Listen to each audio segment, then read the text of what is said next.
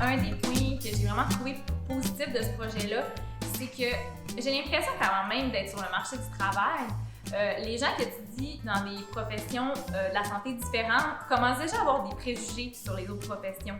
C'est comme si on connaît déjà les préjugés qu'il y a sur le milieu du travail, puis on les adopte. C'est vraiment bien qu'on se rende compte avant d'être sur le marché du travail. De cette façon-là, on est vraiment capable de voir les professionnels de la santé, c'est quoi leur but principal au niveau de la personne âgée.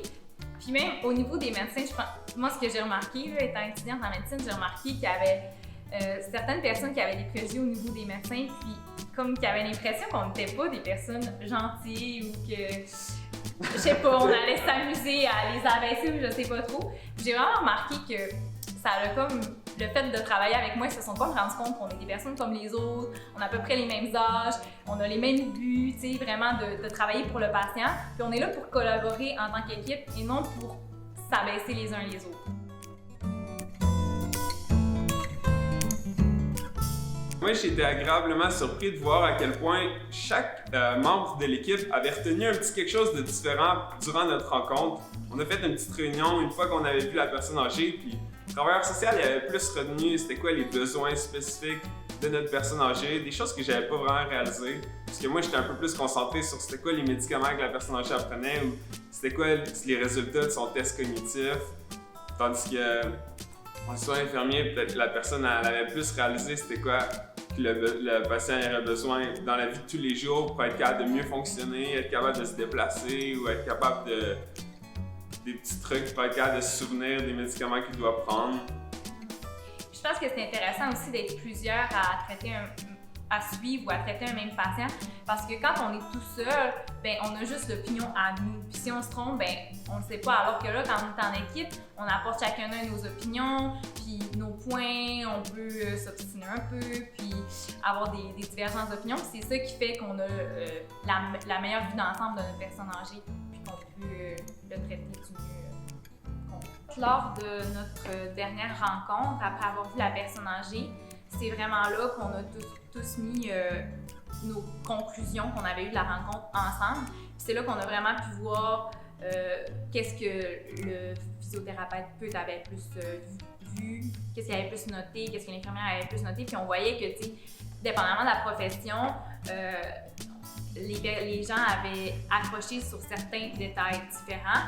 Puis c'est toutes des informations qui sont vraiment importantes pour avoir un aspect global de notre personne âgée puis pouvoir le traiter dans son ensemble, pas juste au niveau de son petit bobo à l'orteil, mais aussi au niveau de comment ça va avec sa famille, puis comment il se sent dans son milieu, est-ce qu'il est anxieux, est-ce qu'il est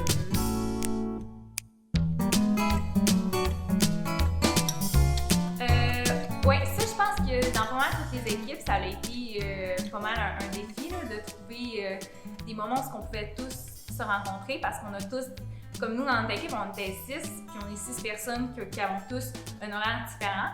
Fait que ça représentait un défi de se trouver des moments pour se rencontrer, soit la rencontre avant de rencontrer la personne âgée, mais aussi avec la personne âgée. Puis en plus de ça, même à ça, notre personne âgée, il y a une vie assez remplie, là, il y a beaucoup d'activités. Fait en plus de ça, c'est comme il fallait mettre cet horaire ensemble. Mais je pense qu'en même temps, c'est une réalité qu'on va avoir ça va être une réalité plus tard de devoir trouver un moment où plusieurs professionnels de la santé doivent se rencontrer ensemble. Fait que c'est bien qu'on soit exposé dès nos études à ce genre de petits problèmes-là. Aussi, pendant ce projet-là, on était quand même plusieurs individus dans chaque équipe. Là. Comme nous, on était 6. Donc, chez le patient, on était 7, même 8 parce que sa femme était présente. Fait que c'est sûr que ça avait beaucoup de personnes pour une seule rencontre. Puis ça nous a obligés à vraiment bien préparer notre rencontre. Donc, on s'est rencontrés avant, puis selon le rôle qu'on avait lors de la discussion, là, on a vraiment ciblé quel genre de questions on allait poser afin que ce soit une entrevue qui soit le plus efficace possible, dans le moins de temps pour ne pas épuiser non plus notre patient âgé.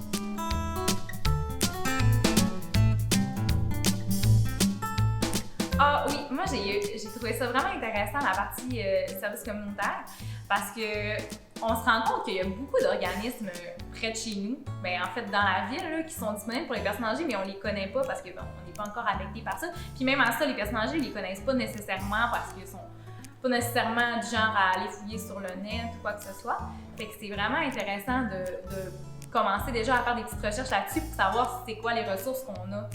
Puis, tu sais, il y en a de toutes les sortes. Là. Nous, notre patient âgé, il était très autonome, puis on pensait qu'on ne trouverait rien pour lui. Mais pourtant, on a trouvé une place où il accueille les personnes âgées autonomes à faire plusieurs activités afin de s'assurer qu'ils ne se sentent pas...